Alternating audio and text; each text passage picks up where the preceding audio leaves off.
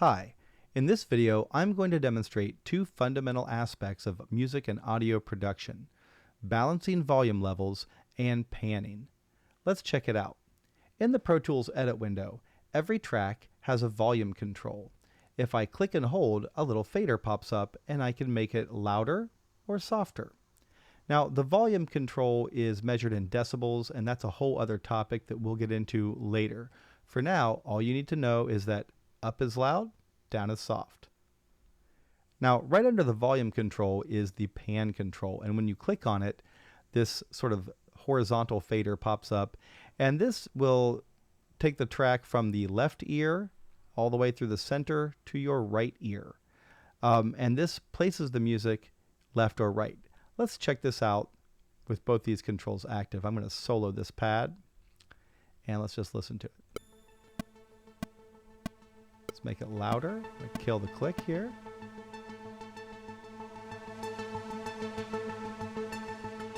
And you can hear it all the way in your left ear, in the middle, to your right ear, and back. So that's kind of what volume and panning does. If you're sharp, you may be wondering, well, that's my left ear and that's my right ear. What is in the center? I don't have a middle ear. And that's true. When the pan control is in the center, the music is going to both of your ears at the exact same time in the exact same way, and it fools your brain into thinking that the music is coming from right in front of you. It takes advantage of how our ears and brain work together. So that's your basic volume and pan control. There's another easier way to see this. If I go to the mix window, and I'm going to press Command equals to go to the mix window, and you'll see all of the same tracks, but they have these large faders and these larger pan controls, and it's just much easier to mix music, to balance the tracks against each other, and to pan tracks to unique spots in the stereo field in the mix window. Let's check it out.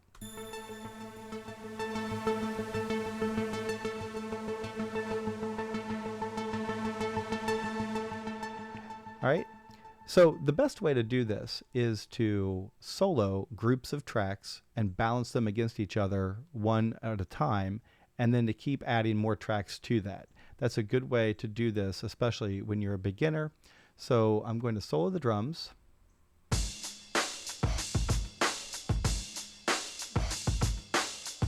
And here comes the bass. I'm going to solo the bass with it. Right away I hear that the bass is too loud, so I'm going to bring it down.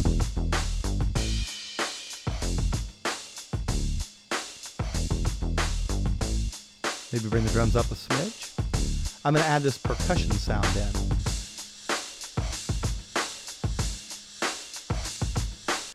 The percussion sound is an interesting sort of shh sound. So what I'm going to do is I'm actually going to cut the volume level down and pan it over so that it's in its own space in the stereo field. This is going to get it away from the cymbals that are in the drum track, and then we won't have to make it as loud.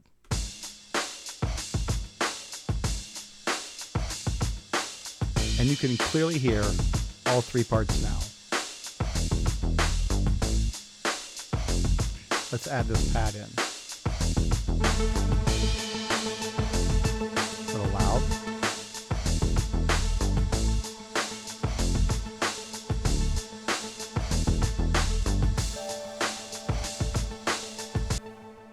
And let's listen to what the piano sounds like when it comes in. I'm just going to click right here.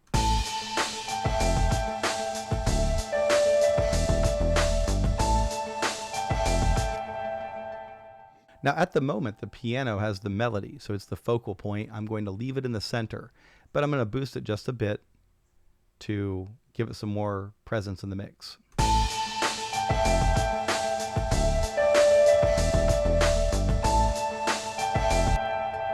So what you want to do is you want to go through your tracks 1, 2, 3 at a time, solo them in different combinations, balance them, use the pan knobs to place the tracks in their own spot in the stereo field so that they don't get covered up. Think of it like actors on a stage. If all the actors on the stage stood in one spot all clustered together, it would be very hard to hear the dialogue, and it wouldn't be very dramatic.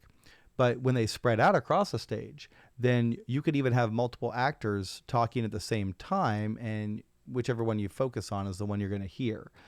This is the same kind of thing. We want to make our mix wide by using the stereo field. There are 1,000,001 other ways to control the volume of your tracks, and you're going to find those ways as we go through the course. There's compression, there's limiting, there's automation, there's clip gain, there's use of reverb and delay. So there's a lot of ways to control volume. But this is the most basic way, and this is what you should start with. So on every project you do, one of the first things you should do is balance and pan the tracks.